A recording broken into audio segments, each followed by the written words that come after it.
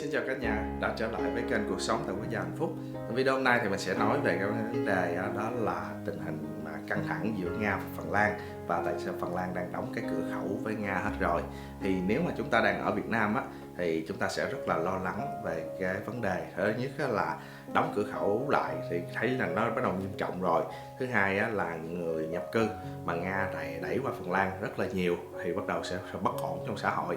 Thì đó là ở góc độ chúng ta đang ngồi ở tại Việt Nam, chúng ta suy nghĩ thôi, tại vì chúng ta không có sống trực tiếp ở đây và chúng ta không hiểu được là chính phủ của Phần Lan sẽ đối xử với những người tị nạn như thế nào và tình hình mà căng thẳng như thế nào.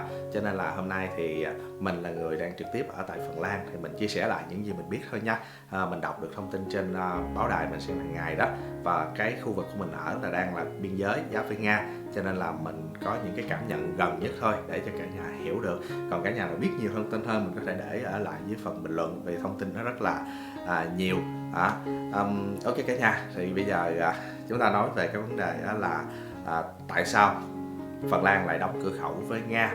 Bởi vì là Nga họ đang đưa những người, nó gọi là những người tị nạn, những người tị nạn ở những quốc gia khác đến Nga.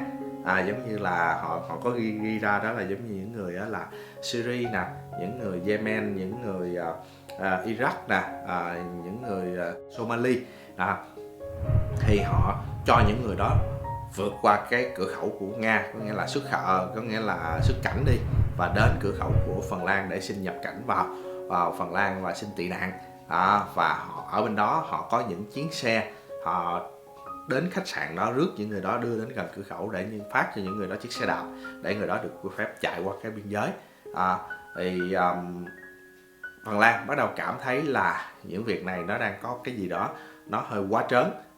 Và thực tế thì theo số liệu thống kê từ tháng 8 cho đến cuối tháng 11 thì có hơn 800 người là đến Phần Lan theo con đường tị nạn, và Phần Lan sẽ tiếp nhận họ trong 3 tháng để xem xét cái vấn đề, rồi sau đó là có nhận hay là không nhận. Thì Phần Lan tại sao đóng cửa khẩu lại và không nhận người tị nạn nữa? Phần Lan thì mọi người cũng nói đó là khi tiếp nhận tị nạn thì người Phần Lan đối xử với người tị nạn tốt hơn một số quốc gia khác, cho nên là người ta sẽ lựa chọn Phần Lan để xin tị nạn. Nhưng những người xin tị nạn đó thì lại là thiếu giấy tờ, không có nguồn gốc rõ ràng.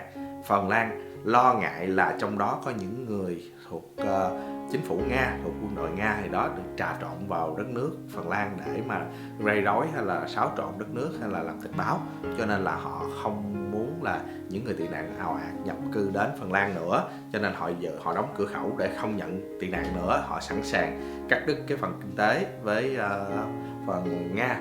Nhưng mà theo phân tích thì cái ảnh hưởng kinh tế nó cũng chỉ bị ảnh hưởng về một cái nhà máy phân bón nào của Nga, nó ảnh hưởng đến hoa màu trồng trọt gì đó của người Phần Lan thôi. Còn lại thì nó sẽ không ảnh hưởng nhiều, và Phần Lan muốn ngăn cái việc này để giảm bớt những cái vấn đề về quân sự của Nga hưởng đến Phần Lan đó. Và cái tình hình quân sự thì như thế nào? Thì ở tại khu vực mình ở, mọi thứ diễn ra rất là bình thường, không có một cái sự xung đột, không có một cái sự hoang mang, không có một cái tích trữ hay không có một cái dự trữ cái gì cả. Mọi thứ diễn ra rất là bình thường mọi thứ. Rồi người tị nạn thì như thế nào? Chính phủ Phần Lan đối xử với người tị nạn rất là tốt, chứ không phải giống như chúng ta nghĩ là người tị nạn sẽ đến làm cho đất nước nó bị rối hơn rồi phức tạp hơn này nọ đồ. Đó là trường hợp với một số nước mà chính phủ không đối xử tốt với người tị nạn. Khi bạn không cho người ta thiếu thốn thì nó sẽ sinh ra nhiều cái hệ lụy. Còn ở Phần Lan, đến đây người ta hỗ trợ cho ăn, cho ở, cho đi học, rồi cho tiền để xài hàng tháng nữa. Người ta cũng muốn đến một cái nơi ổn định, bình yên cuộc sống, chứ người ta đâu muốn đi phá để làm gì. Và cái chính phủ cho người tị nạn còn nhiều hơn là cho những người giống chúng ta. Và chúng ta và những người tị nạn cũng chỉ là những người ngoại quốc đến Phần Lan thôi. Cho nên là mọi thứ nó xem nhau nó như là bình thường. Nhưng có nhiều bạn ở tại Việt Nam thì lại nghĩ mình lại hơi phân biệt một xíu, đó là người tị nạn lại không bằng, nó hơi thấp hơn thì không đúng đối với quốc gia này. Đó là cái vấn đề là của người tị nạn. Còn nói về quân sự Phần Lan thì đã vào NATO rồi, cho nên nó là đang cho Mỹ đưa quân sự đến và tập hợp những cái vũ trang họ và một số quốc gia khác đến để tập trận ở tại Phần Lan để phòng cái trường hợp là bảo vệ lãnh thổ khi mà Nga có vấn đề đến Phần Lan vậy thôi, chứ Phần Lan thì không có đánh Nga để làm gì, người ta đang sống yên ổn mà. Chỉ có những cái nước mà tham vọng thì mới đi đánh người khác thôi. Thì các bạn cũng biết những nước tham vọng là những nước nào rồi. Đó là cái tình hình, cho nên là các bạn thấy là Nga không dễ dàng đánh Phần Lan đâu. Khi mà hồi đó Phần Lan chỉ một mình không vào NATO thì rất là dễ bị Nga nuốt chửng, giống như là Ukraine. Nhưng mà Phần Lan là một phần của NATO, 31 nước, thì Nga đang muốn đối đầu với 31 nước thì không hề dễ. 31 nước đó ào ạt đánh lên Nga thì Nga sẽ mệt liền, và Nga cũng đang bị đuối sức ở những mặt trận chiến trường khác nữa rồi. Cho nên là chiến tranh rất là hiếm có thể xảy ra. Chỉ có là Nga họ đang phá rối người Phần Lan thôi. Giống như là đợt trước khi có một chiếc tàu, họ thuê chiếc tàu của Hồng Kông để mà chạy ngang, thả mũi neo xuống, kéo mũi neo cho bể cái đường ống dẫn dầu của Phần Lan, và Phần Lan đang điều tra và đang xác định, đang giả lập là vấn đề là chính phủ Nga bỏ tiền thuê cái thuyền mà Hồng Kông để mà phá hủy đường ống dẫn dầu, và sau đó là phá hủy cái dây cáp quang từ Estonia đến Thụy Điển, còn đường ống dẫn dầu thì từ Estonia cho đến Phần Lan. Đó là những cái cách mà người Nga họ đang muốn quấy rối những cái nước láng giềng. Thì các bạn biết là những cái nước láng giềng gần nước Việt Nam mình đi cũng vậy, không phải riêng là họ quậy Việt Nam mình không đâu, họ quậy những cái nước lân cận, cả Ấn Độ, Malai, Nhật Bản hay đó, họ đều quậy hết, chứ không riêng về nước mình. Thì Nga nó cũng tương tự giống như vậy, nhưng mà cái đó là chính phủ Nga thôi, chứ còn người dân Nga thì cũng rất là tốt, rất là bình thường. Và hôm trước mình cũng hỏi một bà chị là học chung lớp, thì nói là ở Nga người ta cũng đã không có thích Putin, người ta không muốn ủng hộ ông ấy, nhưng mà ông ấy vì muốn củng cố quyền lực cho nên là ông ấy muốn gây ra chiến tranh, và ông ấy đang tập hợp trai trẻ đi lên lính rất là nhiều, cho nên là trai trẻ cũng đang muốn chạy qua bên Phần Lan. Thì hiện tại là có một cái bài báo về tổng quát về những cái thông tin của vấn đề mà căng thẳng giữa Nga và Phần Lan. Mình sẽ tìm lại cái bài báo đó và cho cả nhà cùng xem trên laptop của mình để mà biết tổng quát về những cái thông tin mà Phần Lan và Nga như thế nào, để cho cả nhà đỡ lo lắng.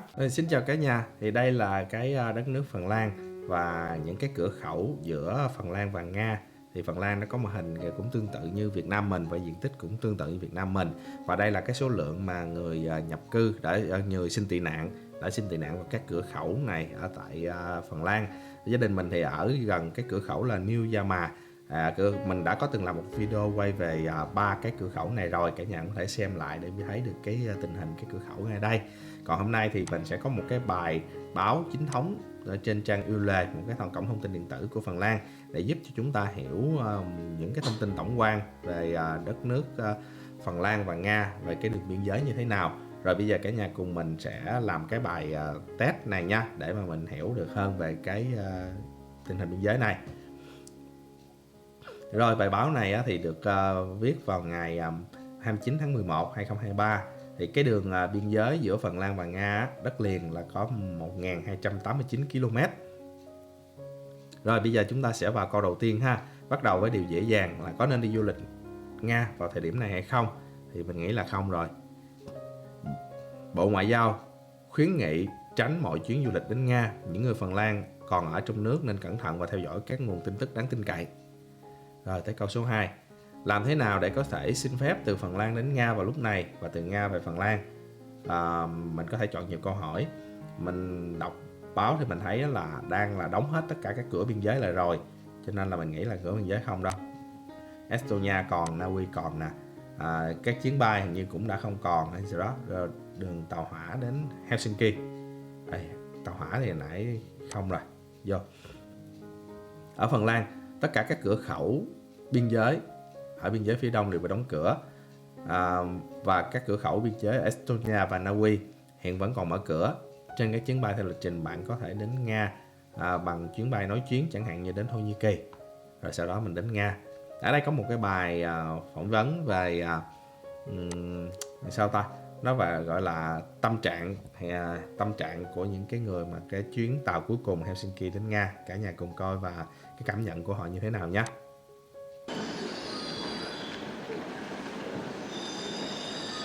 I was visit my friends there in Russia, and it's last time I think for the long time when we can visit the country. We had to go a few days earlier just because we realized that the train is gonna stop. So we managed to buy the tickets on one of these last trains. Oh, it's very sad. It was big,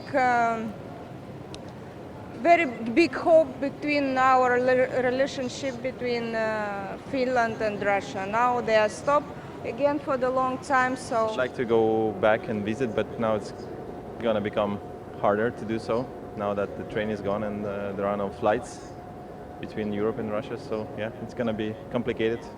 Rồi, bây giờ chúng ta sẽ làm tiếp cái câu thứ 3 nha. Sau đó chúng ta hãy nhớ tất cả những gì nó nói về tại sao tình hình biên giới phía đông hiện tại đang rất là đặc biệt, bởi vì những người xin tị nạn bắt đầu đến Phần Lan.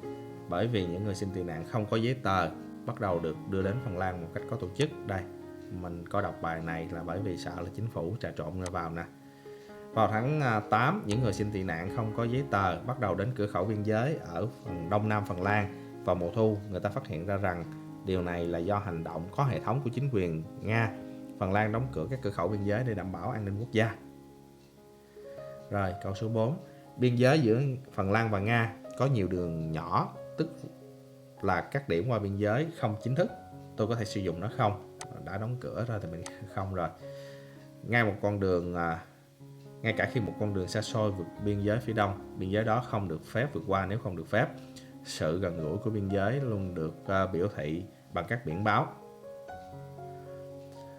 Việc giám sát biên giới phía đông được tạo điều kiện thuận lợi bởi khu vực biên giới, nơi việc di chuyển bị cấm. Biên giới trên đất liền rộng bao nhiêu? Nó sẽ thay đổi. Tại vì cái này cây số rồi mình thấy không hợp lý. Chiều rộng của vùng biên giới trên địa hình thay đổi theo hàng trăm mét đến 3 km. Vùng biên giới được đánh dấu trên địa hình bằng biển báo rõ ràng. Rồi, nếu bạn di chuyển trong khu vực biên giới mà không có giấy phép, bạn bị trừng phạt. Nó có thể lớn nhất đến mức nào? Bữa mình đọc là 2 năm tù. Đây, hình phạt tối đa được quy định trong đạo luật biên giới là 2 năm tù. Nếu bạn muốn chụp ảnh biên giới phía đông bằng máy bay không người lái, tức là trực thăng chụp ảnh, có được phép hay không? Tất nhiên được. Quay phim phía đông không hạn chế, tất nhiên là không. Máy bay không người lái không được tốt. Ở giữa được phép bay một khoảng cách nhất định với một thông báo riêng. Mình đoán câu này. Hàng không bị cấm ngay gần biên giới phía đông nếu không có sự cho phép của lực lượng phòng vệ. Bạn cũng cẩn thận xa hơn một chút. Bạn có thể bay trong cái vùng gọi vùng nhận dạng phòng không, viết tắt là IDIZ, được hiển thị trên bản đồ hàng không nếu bạn đã lập kế hoạch bay chính thức trực tuyến. Biên giới tiểu bang cũng áp dụng cho vật nuôi. Người nuôi chó Phần Lan nên làm gì nếu chó của mình trốn thoát khỏi biên giới phía đông? Hãy theo con chó đó, đưa nó về Phần Lan càng nhanh càng tốt. Cái này khác gì vượt biên rồi. Thông báo cho bộ đội biên phòng, không gọi cho cảnh sát. Đây là biên phòng. Nếu thú cưng thoát qua Phần Lan sang Nga, từ Phần Lan sang Nga, vụ việc phải được thông báo cho bộ đội biên phòng, đơn vị có liên hệ với cơ quan biên giới Nga. Về lý thuyết, hiện tại người nước ngoài có thể nộp đơn xin tị nạn ở Phần Lan những nơi nào? Mình thấy là cảng Helsinki và sân bay Helsinki Vantaa nè. Các cửa khẩu biên giới như là đóng cửa nhưng mà không sure lắm. Vô. Bạn có thể nộp đơn xin tị nạn ở bất cứ đâu trong bang Phần Lan, miễn là bạn gặp mặt trực tiếp các quan chức biên giới hoặc là cảnh sát. Các cửa khẩu biên giới ở biên giới phía đông tạm thời đóng cửa. Trên thực tế, những người có chứng minh nhân dân hiện có thể nộp đơn xin tị nạn tại các cảng và sân bay. Vấn đề được mở đầu bằng video đính kèm. Khi nào cửa khẩu biên giới đóng cửa ở biên giới phía đông? Mình vừa đọc tin là mình nhớ trước Noel, tháng 2, tháng 1, Noel là 24 tháng 12, giữa tháng 12. Với thông tin này, cửa khẩu biên giới sẽ mở cửa lần sau vào ngày 13 tháng 12. Vô, tuyệt vời. Bạn biết vì biên giới rất quan trọng. Bạn đang sống ở phía đông hay là bạn đang xem tin tức thường xuyên. Vô. Rồi, ok cả nhà, thì hy vọng là cái video này sẽ giúp cho cả nhà hiểu hơn một xíu về cái phần biên giới giữa Phần Lan và Nga và tình hình nó như thế nào, để cả nhà cảm thấy là mọi thứ nó cũng trong tầm kiểm soát và không có gì hoang mang cả. Rồi, hẹn gặp lại cả nhà ở những video tiếp theo nữa nhé. See you again. Let's like, subscribe and ring the bell to follow us.